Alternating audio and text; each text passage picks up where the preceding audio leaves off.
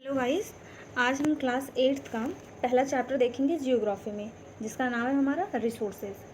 देखो रिसोर्सेज, हम पहली बात तो इस वीडियो को आप शुरू से लेकर लास्ट तक देखो, तभी आपका डाउट क्लियर होगा और जो भी क्वेश्चंस होंगे, एक्सरसाइजेज होंगे, आप उसको आसानी से कर सकेंगे। आप अपने कॉन्सेप्ट पर जोर दो, ठीक है। आपका जब कॉन्सेप्ट क्लियर रहेगा तो आप आगे अच्छे से परफॉर्म कर पाओगे। अब देखो, जैसे कि हमारे चैप्टर का नेम है रिसोर्स। रिसोर्स क्या होता है? रिसोर्स वो होता है जिस चीज़ को हम यूज़ करते हैं, नॉर्मली जो हमारी नीड को सेटिस्फाई करवाता है, वही हमारा होता है रिसोर्स। उसे ही हम रिसोर्स करते हैं। सपोज़ अगर आप बीमार हो, आपको मेडिसिन की ज़रूरत है, और उस टाइम आपको मेडिसिन जब मिल जाता है तो वो आपके लिए रिसोर्स होता है, ठीक है। आपको प्यास लगी, आपको पानी मिला, वो रिसोर्स है आपके लिए। आपको भूख लगी, आपको खाना मिला, वो रिसोर्स है आपके लिए। तो ठीक है, हर रिसोर्स की एक वैल्यू होती है, उस टाइम पे उस चीज़ की कितनी ज़्यादा वैल्यू है उस रिसोर्स का तुम्हारे लिए। सपोज़ आप घर बनवा रहे हो, अभी तो आप छोटे हो, आप घर नहीं बनवाओगे। सपोज़ आपके पापा घर बनवा रहे हैं और सडनली बीच में ईंट क्या होता है, वो ख़त्म हो जाता है। तो उस टाइम उस ईंट की वैल्यू जो है आपके लिए बहुत ज़्यादा रहेगी, ठीक है। मतलब आपके पेरेंट्स के लिए उस ईंट की वैल्यू बहुत ज़्यादा रहेगी। जो घर नहीं बनवा रहा है उसके लिए उस टाइम ईंट की वैल्यू उतना नहीं रहेगी। तो हर रिसोर्सेज की एक वैल्यू होती है। ये सारी चीज़ें हम आगे आराम से डिटेल में सारा देखेंगे, तो आप वीडियो के साथ बने रहिए। चलिए हम PDF देखते हैं। अब हम देखेंगे PDF देखेंगे, ठीक है। PDF हमारा, जैसे कि बताया, चैप्टर क्या है, रिसोर्सेज, पहला चैप्टर। इसमें क्या है, मोना और राजू होते हैं। मोना एंड राजू वो हेल्पिंग अम्मा टू क्लीन देयर हाउस। आप लोग हेल्प नहीं करते हो, लेकिन देखो मोना और राजू हेल्प कर रहे थे अम्मा का घर को साफ़ करने में। तो वो क्या देखते हैं, लुक एट दीज थिंग्स, जिसमें होते हैं clothes, utensils, food grains, combs, और मतलब the bottle of honey, books, बहुत सारी चीज़ें देखते हैं वो लोग, ठीक है। या यूटेंसिल्स हमारा बर्तन हो गया, फूड ग्रेन आपको पता ही है, फूड ग्रेन जो हमारा होता है अनाज, कॉम कंगी हो गया, ये सारी चीज़ें वो देखते हैं। Each of these has a use, सबका अपना अपना यूज़ है, सारे सामान का अपना अपना यूज़ है, जैसे कि अभी मैंने स्टार्टिंग में ही आपको बताया। तो सेड मोना, मोना क्या कहती है, that is why they are important, इसीलिए वो यूज़ के हैं तो इम्पॉर्टेंट होंगे ही। तो अम्मा क्या कहती हैं, दीज आर रिसोर्सेज। अब आपके चैप्टर का नेम आ गया, इंपॉर्टेंस अब धीरे धीरे आगे बढ़ता चला जाएगा कि ये क्या है, ये सारे रिसोर्सेज हैं। तो फिर what is a resource, resource क्या होता है हमारा। वॉज राजूज क्वेश्चन टू अम्मा, राजू अम्मा से क्वेश्चन पूछता है।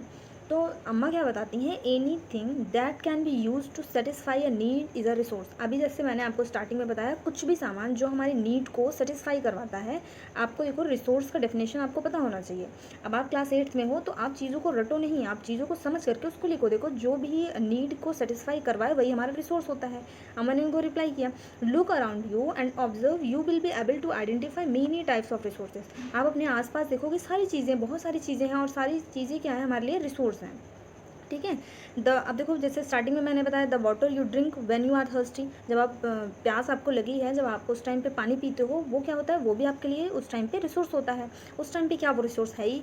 The electricity you use in your house, जो इलेक्ट्रिसिटी आप यूज़ करते हो अपने घरों में, वो क्या होती है, वो हमारे लिए क्या होते हैं, रिसोर्स होते हैं। बहुत सारी चीज़ें ऐसी हैं हमारे लिए, जो कि इसीलिए आसपास अपने देखो और रिसोर्सेज को आइडेंटिफाई करो।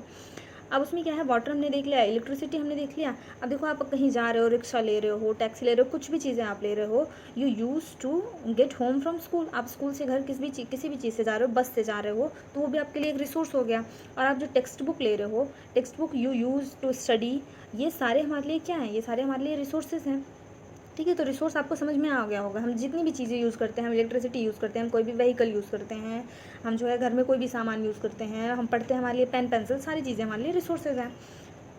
अब क्या है आगे, your father has prepared a tasty snacks, sorry, आपके पापा जो हैं वो बनाते हैं, एक टेस्टी स्नैक्स बनाते हैं आपके लिए। तो the fresh vegetable he has use are also a resource, जो वो वेजिटेबल यूज़ करते हैं या फिर कुछ भी चीज़ से जिससे वो स्नैक्स बनाते हैं, जो भी चीज़ें उसमें यूज़ करते हैं, जो भी मटेरियल उसमें यूज़ करते हैं, वो भी क्या है, हमारे लिए एक रिसोर्स है, ठीक है। वाटर हो गया, इलेक्ट्रिसिटी हो गया, रिक्शा हो गया, वेजिटेबल एंड टेक्स्ट बुक, ये सारी चीज़ें क्या थी, हैव समथिंग इन कॉमन, इन सब में सब कुछ ऐसा था जो कॉमन था। They have all been used by you, सारी चीज़ें आपके द्वारा यूज़ की जाती हैं, ठीक है। बस ये है कि इनकी जो आप अपने रिसोर्सेज को यूज़ करते हो, अभी मैंने जैसे स्टार्टिंग में ही बताया था कि टाइम टू टाइम उनकी ज़रूरतें चेंज होती रहती हैं, उनकी वैल्यू बढ़ती और घटती रहती हैं। तो सो दे हैव यूटिलिटी। अब देखो, यहाँ पे आपको यूटिलिटी को समझने की ज़रूरत है। यूटिलिटी और यूजेबिलिटी जो होती है, is what makes an object और सब्सटेंस अ रिसोर्स, ठीक है। यूटिलिटी जो होती है हमारी वो आपके डिपेंड करती है यूजेबिलिटी पे, मतलब उस चीज़ आपको उस टाइम एट अ टाइम, मतलब उस टाइम पे आपको उस सामान की कितनी ज़रूरत है, वही हमारी यूटिलिटी है। और सब सारी रिसोर्सेज की एक वैल्यू होती है एट अ टाइम, से आपको उस टाइम उसकी वैल्यू ज़्यादा हो सकता है उस टाइम पे उस किसी और पर्सन के लिए उसकी वैल्यू कम हो। तो यूटिलिटी को आप इसी से ही अंडरस्टैंड कर लीजिए। How does how does something become a resource, आपको ये देखना है कि कैसे कोई चीज़ रिसोर्स बनता है। Raju now wanted to know, Amar told the children, अब ये राजू जानना चाह रहा है कि कैसे कोई चीज़ रिसोर्स बनता है। Amar told the children that things become resources only when they have a value. अभी जैसा कि मैंने बताया, अम्मा ने क्या बताया कि रिसोर्स वही होता है, रिसोर्स हमारे लिए तब वही होगा जब एक टाइम पे उसकी वैल्यू होगी हमारे पास, ठीक है। Become resource only when they have a value, उस रिसोर्स के पास एक वैल्यू होगी। It is use of utility gives a value, ये यूटिलिटी का हमारा यूज़ है जो उसको वैल्यू दे रहा है। All resources have some value said Amma, सारे रिसोर्स के पास कुछ ना कुछ वैल्यू होती है, डिफरेंट डिफरेंट टाइम का, वही होता है हमारा रिसोर्सेज। वैल्यू क्या होती है, वैल्यू मीन्स वर्थ, मतलब वैल्यू मीन्स वर्थ मतलब कीमत कितनी है वैल्यू। अब ऐसा नहीं कि पैसे की कीमत की बात हो रही है हर चीज़ का, अभी मैंने वो जो ईट वाला एग्जांपल दिया था आप उससे रिलेट कर लीजिए। सम रिसोर्सेज हैव, अब यहाँ पे इकोनॉमिक की भी बात चल गई, some resources have economic value some do not, कुछ के पास हमारी इकोनॉमिक, अब जो इकोनॉमिक वैल्यू का क्या मतलब है, जो चीज़ें हमारी मार्केट में बिक रही हैं, ठीक है, उनकी अपनी एक इकोनॉमिक वैल्यू है। कोई चीज़ें हमारी घर में, देखो हम नॉर्मली समझ सपोज आपकी मम्मी आपके लिए पापड़ बनाती हैं, तो बहुत लोग की मम्मी वही पापड़ देखो मार्केट में भी बेचती हैं, तो उनकी इकोनॉमिक कुछ वैल्यू होगी, और बहुत लोग उसको घर पे ही खा लेते हैं, मतलब उनकी इकोनॉमिक वैल्यू नहीं होगी। जो चीज़ें मार्केट में हमारी जा रही हैं बिक रही हैं उनकी इकोनॉमिक वैल्यू होती है, जो घर पे ही हैं और जिसको हम बेच नहीं रहे हैं उनकी इकोनॉमिक वैल्यू नहीं होती हैं। अब आप अगर जैसे सपोज कुछ एग्जांपल ले लोगे, मेटल में हैव एन इकोनॉमिक वैल्यू, जो मेटल होता है हमारा उनके पास इकोनॉमिक वैल्यू होती है। लेकिन जो अ ब्यूटीफुल लैंडस्केप में नॉट, जो ये हमारा लैंडस्केप है इसके पास ज़रूरी नहीं है कि हमारा इकोनॉमिक वैल्यू हो, but both are important and satisfy human needs, लेकिन दोनों चीज़ें ज़रूरत है। अभी आप घर में खाना खा रहे हो, अगर घर का बना खाना है या फिर आप उसे मार्केट से खरीद के ला रहे हो, तो देखो जो मार्केट से आप खरीद कर ला रहे हो यानी कि आपने कुछ पे किया है, और जो आप घर पे इसको भी आप उगाते हो खेतों में फिर आप खाते हो, मतलब अगर आपके लिए वो इकोनॉमिक है तो भी नहीं है तो भी, लेकिन दोनों हैं जो है क्या करते हैं ह्यूमन की नीड को सेटिस्फाई करवाती हैं, ठीक है। यहाँ पे आपको सिर्फ ये समझने की ज़रूरत है। अब देखो हम आगे देखेंगे, some resources can become economically valuable with time, कुछ हमारे जो रिसोर्सेज होते हैं वो टाइम के साथ उनकी इकोनॉमिक वैल्यू जो होती है वो बढ़ती जाती है, ठीक है, उनकी इकोनॉमिक वैल्यू बढ़ती जाती है। मे भी आपके दादा के टाइम पे जिस चीज़ की वैल्यू इकोनॉमिक उतनी ना रही हो जितना आज के टाइम पे है। आप सपोज 1 kg राइस खरीद रहे हो, आपके दादा के टाइम पे मे बी ये 3 to 4 रुपये का आ रहा हो, लेकिन अब इस टाइम पे देखो 20 to 25 30 ऐसे जा रहा है। ये टाइम टू टाइम जब आप लोग और बड़े हो जाओगे तो ये हो सकता है 50 में भी जा सकता है। तो इनकी इकोनॉमिक वैल्यू देखो बढ़ती चली जा रही हैं।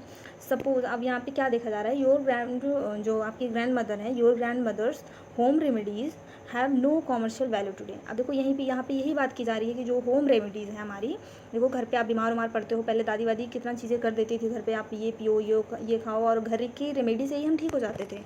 तो लेकिन उनकी कोई कॉमर्शियल वैल्यू तो नहीं है आज। लेकिन अगर but if they are patented, अब ये बहुत इंपॉर्टेंट वर्ड है, but if they are patented and sold by a medical firm tomorrow, अगर उसको मेडिकल टर्म पे वो मेडिकल फर्म पे वो बेचने लगे उसको पेटेंट करवाने के बाद, तो क्या होगा, they could become economically valuable. तो वो भी उस मेडिसिन की जो हमारी होम रेमेडीज़ हैं, देखो बाबा रामदेव क्या करते हैं, होम रेमेडी ही हम उसको कह सकते हैं, उनकी एक इकोनॉमिक वैल्यू बढ़ जाएंगी, वो इकोनॉमिकली वैल्यूएबल हो जाएंगे। अब पेटेंट का क्या मतलब होता है, पेटेंट का आप ये ग्लॉसरी में देख लीजिए, पेटेंट क्या होता है, it means the exclusive right over any idea और इन्वेंशन। अब देखो जो भी पहले के टाइम में आज के टाइम में जो साइंटिस्ट लोग हमारे होते हैं किसी चीज़ की इन्वेंशन करते हैं, तो ऐसा तो नहीं होता है कोई साइंटिस्ट सपोज इन्वेंशन किया है किसी चीज़ का और नाम उसको किसी और साइंटिस्ट का मिल जाए, ऐसा नहीं होता है। उस इन्वेंशन पे एक पेटेंट हो जाता है कि हाँ ये जो है सपोज आप कोई सा भी ले लो, जो सपोज हमारा कितनी सारी चीज़ें इन्वेंट हुई हैं, कोई जो टीवी इन्वेंट किए हैं अब उन्हीं के नाम पे रहेगा ये, ठीक है, चीज़ें पेटेंट करवा ली जाती हैं, मतलब अपने नाम उसको पेटेंट करवा ली जाती हैं। सपोज इतनी बड़ी बड़ी कंपनीज चल रही हैं, आप यिप्पी इतना खाते हो, मैगी इतना खाते हो, कोई अब वो पेटेंट करवा ली है उस नाम को। अब ऐसा नहीं है कि आप अपने घर में मैगी बनाओ और उसका नाम जो है आप मैगी वो पेटेंट करवाएं, आपको उनसे परमिशन लेने के बाद उनका नाम आप यूज़ कर सकते हो अपने ब्रांड पर। हालांकि कोई इतना जल्दी देता नहीं है अपना पेटेंट, इसीलिए किसी भी चीज़ का जो भी चीज़ हम इन्वेंट करते हैं, अब दादी की ये होम रेमेडीज़ में भी इसमें कुछ स्पेशल चीज़ हो, वो इसीलिए इसको पेटेंट करवा लेंगे, वैसा नहीं कि उनकी होम रेमेडी जो है सब लोग बना लें, तो उनमें कोई स्पेशलिटी है उसको इसलिए वो पेटेंट करवा रही हैं, इसीलिए वो लोग उसको खरीद कर लेकर जा रहे हैं। आई होप यू समझ में आ गया होगा आपको ये सारी चीज़ें। आगे देखते हैं, आगे हमारा क्या है, time and technology are two important factors that can change substances into resources. अब क्या है, एक हमारा टाइम और एक हमारी टेक्नोलॉजी। टेक्नोलॉजी आप देख ही रहे हैं, पहले के टाइम में जब आप पैदा हुए होंगे कैसा फ़ोन यूज़ कर रहे थे आपके पेरेंट्स एंड आप कैसा फ़ोन यूज़ कर रहे हैं। तो टाइम और टेक्नोलॉजी, टेक्नोलॉजी आज किसको नहीं पता है। हाँ, टेक्नोलॉजी देखो, आज कितने सारे बड़े बड़े हॉस्पिटल में इंसानों की जगह, नर्स की जगह हमारा रोबोट लेकर मेडिसिन जा रहा है, ये टेक्नोलॉजी ही तो है। रोबोट, अभी आज से 100 साल पहले रोबोट का आर भी हम लोग को नहीं पता रहा होगा, है ना। पहले इंसान देखो कैसे जंगल जंगल भटक कर खाना खाते थे, आज हम देखो घर में बना कर आराम से खाना खा रहे हैं। उसके बाद जब जंगल जंगल भटकने के बाद धीरे धीरे आग का इन्वेंशन हुआ, फिर आग धीरे धीरे उससे फूड, पहले तो कच्चा ही खाना खा जा रहे थे, मतलब खाना क्या, कच्चा ही ऐसे जो भी फल पाते थे किसी जानवर को मार करके इंसान ही खा जाता था, तो उसको आइडिया नहीं था, उसके पास उतना टेक्नोलॉजी नहीं थी, इतना चीज़ें नहीं पता था। धीरे धीरे हमारी टेक्नोलॉजी जैसे जैसे बढ़ी वैसे वैसे देखो हम आज घर में कितने आराम से खाते हैं, और आने वाले 50-60 सालों में टेक्नोलॉजी और ज़्यादा एक तरह से, मतलब इसके गुड इफेक्ट भी होंगे और बैड इफेक्ट भी होंगे। हालांकि हम ज़्यादा अलग टॉपिक पे डिस्कस नहीं करते हैं, हम अपने इस पे PDF में आते हैं। Time and technology are two important factor that can, अभी ये हमने पढ़ा जैसे कि टाइम और टेक्नोलॉजी के साथ साथ हमारे रिसोर्सेज की वैल्यू बढ़ती है, और वो जो होते हैं हमारे रिसोर्सेज होते हैं factors that can change substances into resources. जो कोई भी सामान है उसको हम रिसोर्स में टाइम और टेक्नोलॉजी के सहारे करते हैं। Both are related to needs of the people, दोनों जो है वो पीपल के नीड पे डिपेंड है, मतलब एक तरह से रिलेटेड हैं, एक तरह से उनसे उनका रिश्ता है, हम ऐसे कह सकते हैं। People themselves are the most important resource. जो पीपल है वो खुद ही एक बहुत इंपॉर्टेंट रिसोर्स है। It is their ideas, knowledge, invention and discoveries that lead to the creation of more resources. अब देखो इंसान ही, अब एनिमल्स तो बहुत सारे हैं, एनिमल्स, हम इंसान भी एनिमल्स ही हैं, लेकिन इंसान इतना आगे कैसे पहुंच गए, क्यों हमारे गाय जो हैं, क्यों हमारे जो एनिमल्स वैसे होते हैं, गाय हो गया, बकरी हो गई, जो भी चीज़ें हैं वो आज भी बस खा रही हैं और दूध दे रही हैं, मतलब जो उनका बेसिक है। लेकिन इंसान देखो कहाँ से कहाँ पहुँच गया है, अपनी टेक्नोलॉजी की वजह से, अपने आइडियाज़ की वजह से, अपनी नॉलेज की वजह से। आज इंसान जो है देखो कहाँ कहाँ जा रहा है, चाँद तक जा रहा है, ठीक है, तो अपने टेक्नोलॉजी और आइडियाज़ की वजह से ही, और अपनी इन्वेंशन और डिस्कवरीज़ की वजह से ही। टेक्नोलॉजी हमारा क्या होता है, टेक्नोलॉजी हमारा होता है, इट इज़ द, एक ग्लॉसरी देख लेते हैं बगल में हमारा है, इट इज़, और ये एक्टिविटी भी आप करते चलिएगा, अगर नहीं हम कह रहे तो भी आप एक्टिविटी करेंगे तो अच्छी बात है, क्योंकि एक्टिविटी करने से हम जो ज़्यादा प्रैक्टिकल चीज़ें करके ज़्यादा सीखते हैं।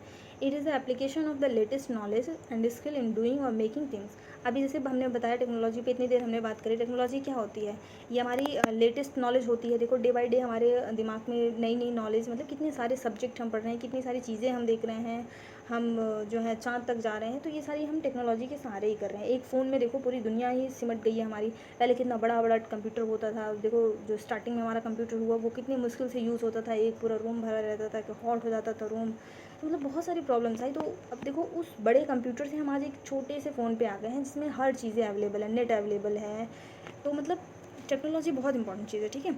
तो हम यहाँ PDF में कहाँ थे, ईच डिस्कवरी और इन्वेंशन, यहाँ पे थे, ईच डिस्कवरी और invention leads to many others, ठीक है। The discovery of fire led to the practice of cooking and other processes. अब देखो यही हम बात कर रहे थे, processes, while the invention of wheel ultimately resulted the development of new mode of transport. अब यही चीज़ हम बात करते हैं, जो हमारी डिस्कवरी होते हैं, जो हमारे इन्वेंशन होते हैं, ये कितना हेल्पफुल होते हैं आगे चल के। अब देखो जब फायर नहीं हमारा डिस्कवर हुआ था, फायर जब हमारा नहीं खोज हुआ था फायर का, तो देखो इंसान जो थे वो कैसे खाना खाते थे, कच्चा ऐसे ही फल खा जाते थे, इंसान को ऐसे ही कच्चे खा जाते थे। उन्होंने धीरे धीरे जब डिस्कवर किया फायर को, आग को डिस्कवर किया, तो देखो उसको हम कितने एडवांस लेवल पर आज यूज़ कर रहे हैं, हम कुक कर रहे हैं चीज़ें, ठीक है, हम पका कर खा रहे हैं। और भी बहुत तरीके से, पहले हम चूल्हे पे खाना बनाते थे, फिर गैस आया धीरे धीरे, फिर जो है इंसान और तरीके से बनाने लगा। तो ये सारी चीज़ें हमारी टेक्नोलॉजी ही है। और देखो हमारा जो इन्वेंशन हुआ हमारा व्हील का जब तक इन्वेंशन नहीं हुआ था वो क्या था, एक लकड़ी का ऐसे पहिया टाइप का ही, तो वो एक सर्कल टाइप का ही तो। लेकिन आज उसको कितनी जगह पे हम मॉडर्न टाइप में, मतलब देखो ट्रैफिक, आप सड़क पर निकलोगे ट्रैफिक देखो तो ही आपको व्हील का यूज़ पता चल जाएगा कि कितना ज़्यादा यूज़ हुआ है। कितनी तरह की हमारी, यहाँ तक कि बुलेट ट्रेन चल गई, बसेस चल गई, साइकिल, कितनी तमाम तरह का व्हीकल हमारा चल गया। लेकिन जब व्हील का हमारा इन्वेंशन नहीं हुआ होगा तो सोचो तो लाइफ कैसे पॉसिबल हो रही होगी। अगर आप, हमें कहीं जाना है अभी तो हम तुरंत निकालते हैं गाड़ी और निकल लेते हैं। लेकिन पहले के टाइम में लोग सोचो, इसीलिए इन्वेंशन जो है ना, इन्वेंशन और डिस्कवरीज़ और इंसान के न्यू न्यू आइडियाज़, ये सारी बहुत सारा ज़्यादा हेल्प करते हैं हमारे टेक्नोलॉजी में। अब हम आगे बढ़ते हैं। अब आगे हम क्या देखेंगे, the technology to create hydroelectricity has turn energy in fast flowing water into an important resources. जो हमारा ये देखो टेक्नोलॉजी का ही तो है, टेक्नोलॉजी की ही तो देन है कि हमारा जो ये हाइड्रो इलेक्ट्रिसिटी जो होती है हमारे पानी से, हम कैसे देखो पानी के एनर्जी को, पानी को जो वो फ्लो करता रहता है पानी को, पानी उसकी एनर्जी को हम किस में, उससे हम अपना इलेक्ट्रिसिटी बना लेते हैं। सोचो कभी आपने इमेजिन ही नहीं किया होगा, जब आप अभी पढ़ रहे हो तो आपको पता चल रहा होगा, मे बी आप पिछली क्लासेस में भी पढ़े हो, नहीं तो सोचो कितना स्ट्रेंज लग रहा होगा आपको सोचकर कि पानी के फ्लो से कैसे हमारा इलेक्ट्रिसिटी कैसे जनरेट हो सकता है। तो ये हमारे टेक्नोलॉजी का ही कमाल है, ठीक है। टेक्नोलॉजी के कमाल से ही हम ऊपर से जीपीएस से जो है सारी चीज़ें हम यहाँ पे स्कैन कर लेते हैं कि अर्थ पे कहाँ हो रहा है, हमारे किस बॉर्डर पे कौन आ रहा है, कैसे आ रहा है। तो ये सब हमारा टेक्नोलॉजी का ही देना है, ठीक है। अब हम टाइप्स ऑफ रिसोर्सेज देखेंगे। टाइप्स ऑफ रिसोर्सेज हम देखेंगे क्या होगा, resources are generally classified into natural, human made and human. अभी जैसे कि आगे हमारी बात चली थी कि ह्यूमन भी अपने आप में एक रिसोर्स है, ठीक है। ह्यूमन भी हम अपने आप में एक रिसोर्स है। अब हम थोड़ा नेचुरल रिसोर्स देखेंगे। हमारे नेचुरल रिसोर्सेज ये हैं, हमारी विंड है, फॉरेस्ट हैं, फॉसिल फ्यूल्स हैं, ये सारे हमारे क्या हैं, नेचुरल रिसोर्सेज हैं।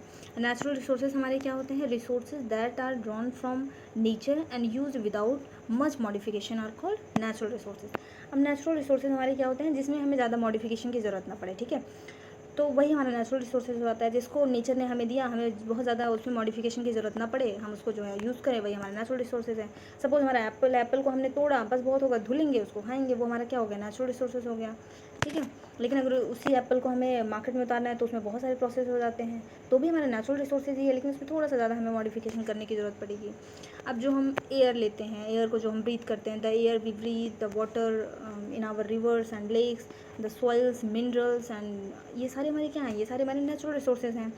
एयर हो गया, वाटर हो गया, मिनरल्स हो गया, रिवर, लेक में जो वाटर हैं, ये सारे हमारे क्या हैं, नेचुरल रिसोर्स हैं। Many of these resources are free gift of nature and can be use directly. तो ये जो हमारे सारे रिसोर्सेज हैं नेचुरल, ये क्या होते हैं, ये फ्री होते हैं हमारे नेचर की तरफ से, हमें फ्री में मिलते हैं। इसीलिए कहा जाता है कि जो नेचर की चीज़ें हमें मिलती है उसको ज़्यादा से ज़्यादा कंज्यूम करना चाहिए, क्योंकि वो हमारे लिए हमेशा ही हमारे बॉडी के लिए एडवांटेज देते हैं। ऐसा नहीं है कि नेचुरल चीज़ें ये फ्री में गिफ्ट हमें मिलता है, इसको हमें ज़्यादा से ज़्यादा यूज़ करना चाहिए, ठीक है, जो हमारी नेचुरल चीज़ें हैं। अब हम PDF देखते हैं। अब हम देखेंगे ये अपना, in some cases tools and technology may be needed to use a natural resources। Natural resource को हमारा इन द बेस्ट वे, ये आप देखना, in the best possible way. ये चीज़ आप ध्यान से देखना कि क्या है कि कुछ जगह पे हमारा जो ये हमारे टूल्स और टेक्नोलॉजी हैं, ये नेचुरल रिसोर्स को हमें बहुत अच्छी तरीके से यूज़ करने के लिए कुछ चीज़ों में हमें ज़रूरत पड़ती है, तो हमारा यहाँ पे टूल्स और टेक्नोलॉजी को हमें यूज़ करना पड़ता है।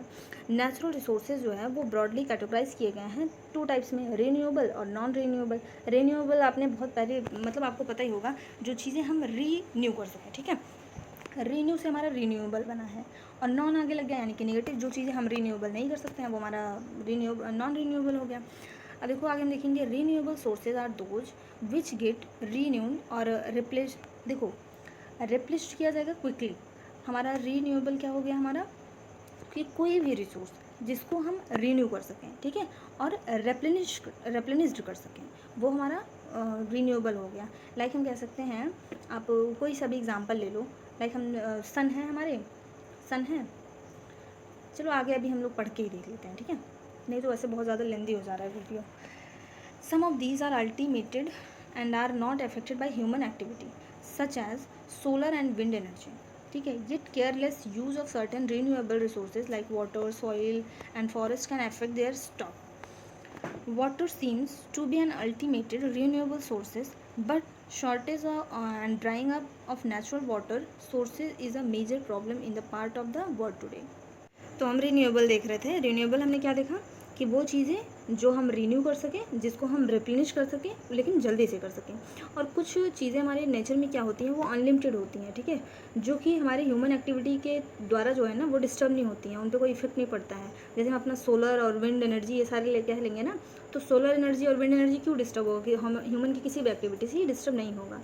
लेकिन फिर भी हम कुछ चीज़ें बहुत ज़्यादा केयरलेस के साथ केयरलेसली होकर यूज़ करते हैं, जो कि हमारा रिन्यूएबल रिसोर्सेज लाइक हम जैसे वाटर हो चुका, हमारा सॉइल हो चुका और फॉरेस्ट हो गया हमारा, ये इनके स्टॉक को जो है इफेक्ट तो डालती हैं। इसीलिए कहा जाता है बहुत हमें केयर के साथ वाटर को यूज़ करना चाहिए और सॉइल को भी हमें बिना वजह उसको वो नहीं करना चाहिए, जंगल को हमें नहीं काटना चाहिए। फॉरेस्ट के इंपॉर्टेंस तो आपको बहुत बारी इससे लिखने आया होगा, तो आपको पता होगा फॉरेस्ट का एग्जाम, मतलब फॉरेस्ट की इंपॉर्टेंस हमारे लिए, उसको काटना नहीं चाहिए। अगर आप एक पेड़ काट रहे हो, एक पौधा काट रहे हो, तो आपको 10 लगाने चाहिए, ठीक है। वैसे भी हमारा जितने % होना चाहिए इंडिया में, वैसे भी उससे कम है।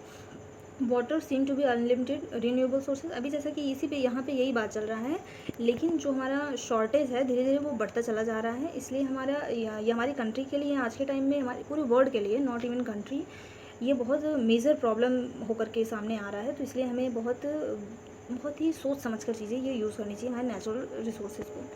अब हमारा आगे अगला नॉन रिन्यूएबल रिसोर्सेज, इसमें क्या आ जाएगा, are those which have a limited stock, जिसके पास हमारा लिमिटेड स्टॉक हो जाएगा। जैसे हमारा हम अपना कहेंगे फॉसिल फ्यूल्स, जैसे हम अपना कहेंगे जो हम पेट्रोल यूज़ करते हैं, डीजल यूज़ करते हैं, इसीलिए छोटे छोटे काम पे हमें गाड़ी को नहीं निकालना चाहिए, क्योंकि आने वाले 50-60 सालों में ये खत्म हो जाएंगे। इनके स्टॉक जो हैं वो लिमिटेड हैं।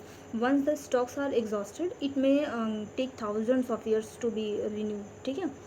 अब देखो ये अगर ये एक बार स्टॉक हमारा ख़त्म हो जाएगा, तो इसको बनने में हमारा, ये फॉसिल फ्यूल सोर्स बनने में हमारा 1000 साल लग सकते हैं, यानी कि हम लोग पता नहीं कहाँ रहेंगे तब तक। ये रिन्यू होने में बहुत टाइम लेते हैं, ठीक है। Since this period is much more than human life span. अभी जैसा कि बताया, तब तक इंसान पता नहीं कहाँ रहे।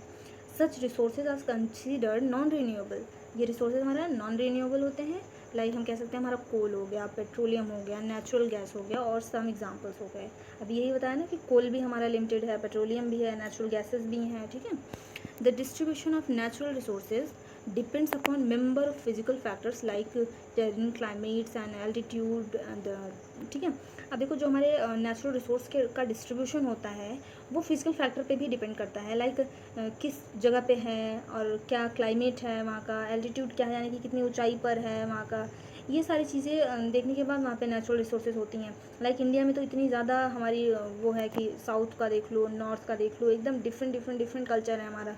वेस्ट का देख लो, ईस्ट का देख लो, तो उस हिसाब से वहाँ पे नेचुरल रिसोर्सेज हमारे पाए जाते हैं, ठीक है।